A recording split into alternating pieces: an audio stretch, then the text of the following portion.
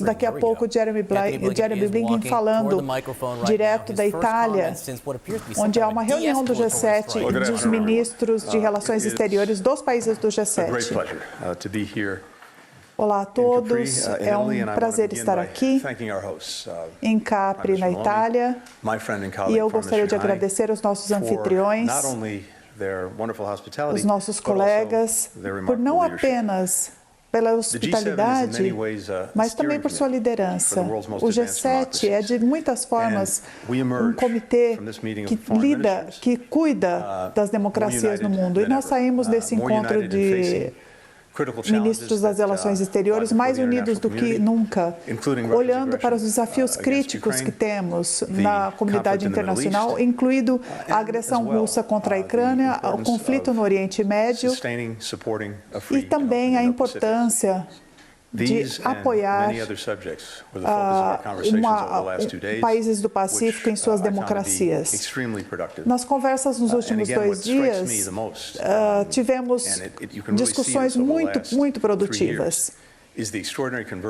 E algo que acompanha nos últimos 3 anos, as nossas abordagens dos Estados Unidos, da Europa e de parceiros na Ásia em nome da democracia. Vou tratar de alguns pontos que discutimos nos nossos 2 dias. E depois teremos a nossa declaração oficial, que será divulgada também. O G7 condena o ataque sem precedentes do Irã em Israel, sem precedente em escopo e em escala. Em escopo porque foi um ataque direto do Irã para Israel, em escala porque envolveu mais de 300 armamentos, incluindo mísseis e drones.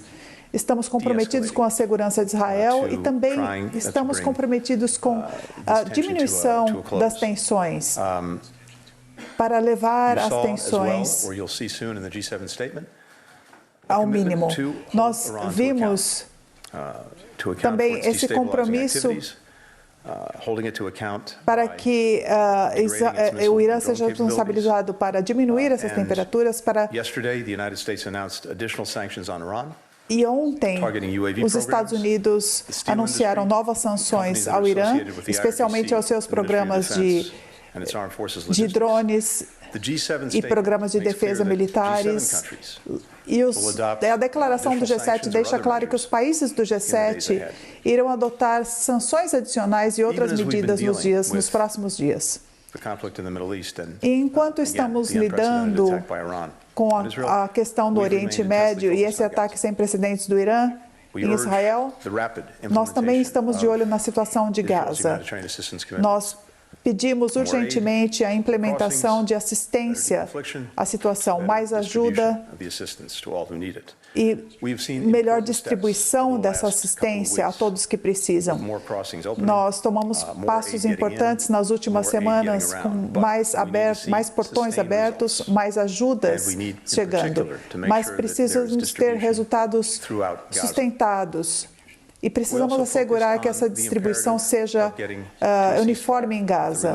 Nós também tratamos sobre a questão do cessar-fogo e da libertação dos reféns. Esse cessar-fogo vai facilitar a expansão da assistência e também permitirá àqueles que voltem ao norte, em Gaza. A única coisa que está entre Gaza e o cessar-fogo, a única coisa que impede isso é o Hamas. O Hamas parece estar mais interessado no conflito regional do que num cessar-fogo que melhoraria a vida do povo palestino. Eles continuam a mover em torno de mais agressão. E a única coisa que está, digo novamente, a única coisa que está impedindo o cessar-fogo entre Gaza e Israel é o Hamas. O G7 também está muito claro em sua resposta em defesa da Ucrânia, que sofre agressão da Rússia. A mensagem que ouvimos é que Putin manterá suas agressões e nós dizemos que ele não pode continuar fazendo isso. E como eu disse antes, eu acho que esse é o maior esforço que temos nos últimos 30 anos com parceiros para ajudar nos esforços para conter essa agressão. Nós podemos ver duas coisas no momento. Juntos, estamos ajudando a Ucrânia a se manter forte e se manter militarmente, economicamente, em sua democracia. Mais de 30 países estão engajados em negociar com a Ucrânia por seus, e para contribuir para a sua segurança. Eu estou convencido que aqui nessa cúpula nós podemos ver que a Ucrânia consegue sustentar pelo momento o que for preciso para o seu futuro. E com isso, e é claro que também pensamos de como os Estados Unidos podem ajudar ainda mais. Nós temos um pacote nos Estados Unidos em aprovação. Mas ao fazermos isso, nós ouvimos também que é imperativo, que é fundamental nesse momento, que a Ucrânia receba mais recursos para lidar com essa agressão russa contínua. Precisa de mais defesa, mais munição, mais artilharia. Aliados e parceiros aqui, incluindo os do G7, estão comprometidos em entregar isso. Discutimos os passos para levar mais assistência à Ucrânia. Também discutimos formas de proteger e ajudar o seu setor de energia, que foi dizimado por ataques russos. E acho que nós podemos, tomamos passos importantes a mais que virão para ajudar a Ucrânia a manter o sistema elétrico para o seu povo. Nós também tratamos da transferência de armas e de ativos para as forças russas e como elas são feitas, especialmente agora que a Rússia também tem uma aliança com o Irã em armamentos.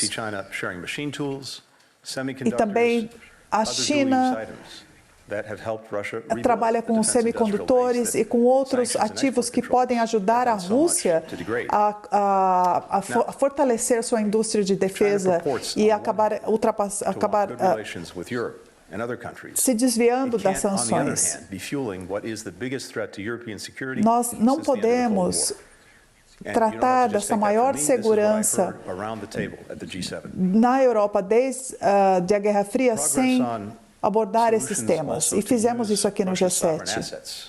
O progresso nas soluções para usar os ataques cibernéticos na Rússia também foram tratados aqui. E eu acho que nós estamos trabalhando para chegar a um acordo consistente com o direito internacional e com as leis dos países, porque a Ucrânia chama isso de roubo.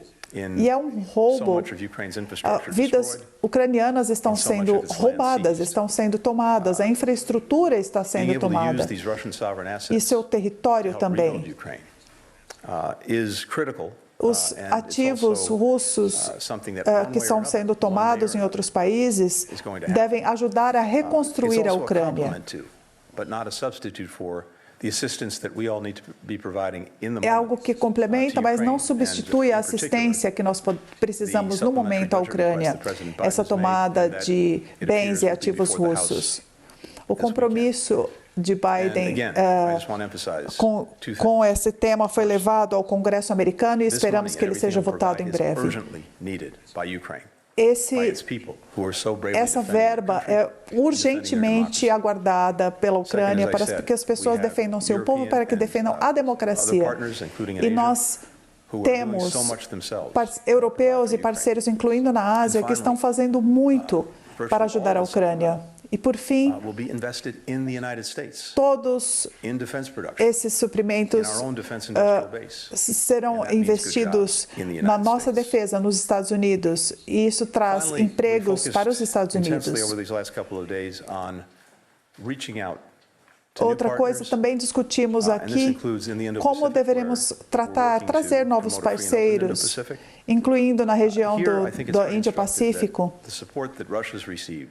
Eu acho que é muito importante tratar do apoio que a Rússia recebe da China, da Coreia do Norte, do Irã.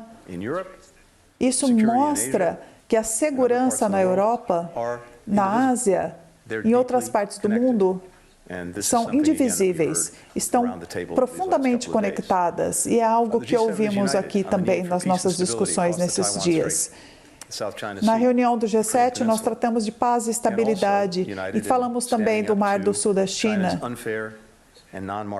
E falamos em como podemos nos unir com as práticas injustas de mercado da China, especialmente quando eles inundam os mercados de outros países com produtos e tecnologias que acabam acabando com o preço dos mercados internos desses países. Eles acabam dominando os mercados.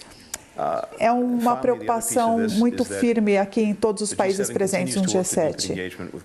Outro ponto é que o G7 continua trabalhando com seus parceiros globais para levar mais a todos.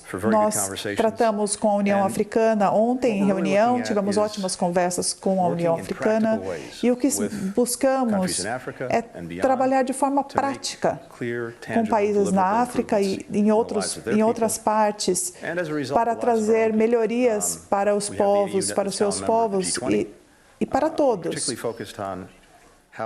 Nós teremos também uma reunião junto com representantes do G20 e tratamos de como a África pode ser ajudada regionalmente e localmente. Tratamos de infraestrutura, para melhorar a resiliência no continente e reafirmamos o nosso compromisso com o desenvolvimento sustentável e com os Objetivos de Desenvolvimento Sustentável que foram desenvolvidos pela ONU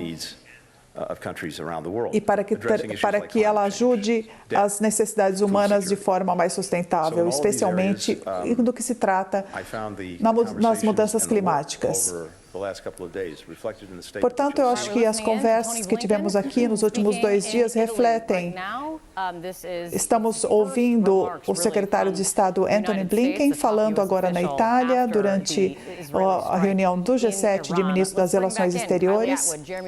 É a primeira declaração dele dada depois do ataque. CNN Internacional vai seguir na repercussão, trazendo os principais pontos do discurso de Antony Blinken, que está na Itália. Lembrando mais uma vez a você, está acontecendo na Itália uma reunião dos ministros das Relações Exteriores do G7 e nesse momento Antony Blinken traz esse balanço do encontro nesse discurso.